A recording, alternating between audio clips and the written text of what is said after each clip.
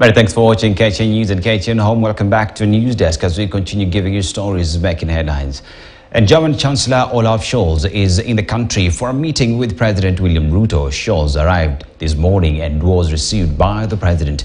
He makes a return to Africa for a 3-day trip that will see him visit Ethiopia and Kenya. The two discussed areas touching on renewable energies and education, as Germany is considering Kenya to be a key economic partner. Ruto was in Berlin on March 27th, where he held trade and bilateral talks with Scholz and President Frank-Walter Steinmeier, aimed at strengthening ties between the two countries. Here is part of their media briefing.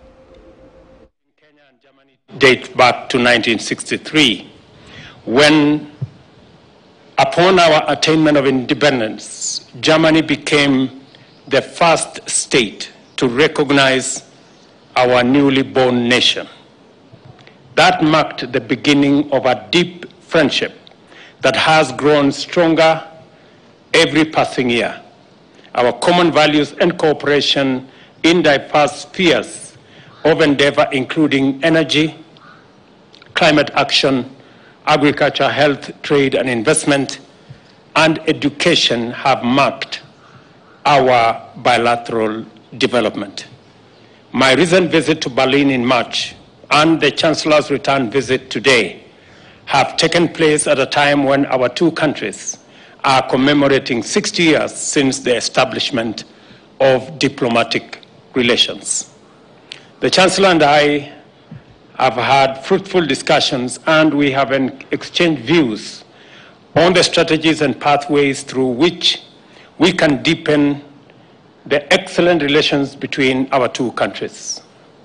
I have taken time to brief the Chancellor of the government's progress in improving the business environment, which has made Kenya significantly more attractive to Germans. In the framework of the Compact with Africa, because it is an important topic for us. It facilitates trade, it facilitates investment by companies.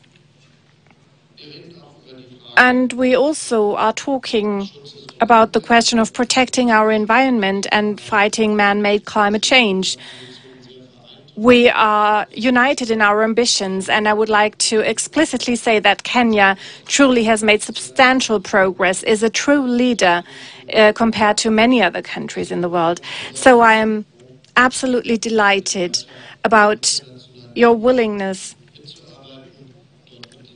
to become a member of the International Climate Club. This is an important step, because if we are to reach our ambitious goals to stop climate change, it will only succeed if we work together and make sure simultaneously that we are doing this together, and that our different pathways that we have will be in context, will be related, and will lead to the same goal. In March, you participated in the Berlin Energy Transition Dialogue in Berlin. You have highlighted once again the important role of Kenya in the fight against climate change. Thank you very much for that. These are really topics that unite us, and it's not a coincidence that I will be visiting the geothermal power plant in Naivasha.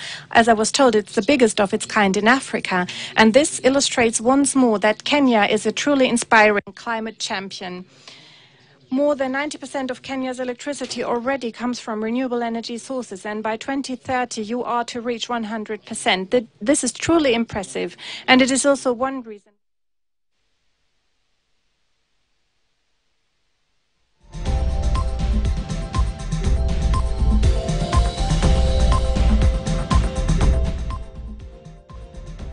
Energies, hydrogen and drought resilience in agriculture.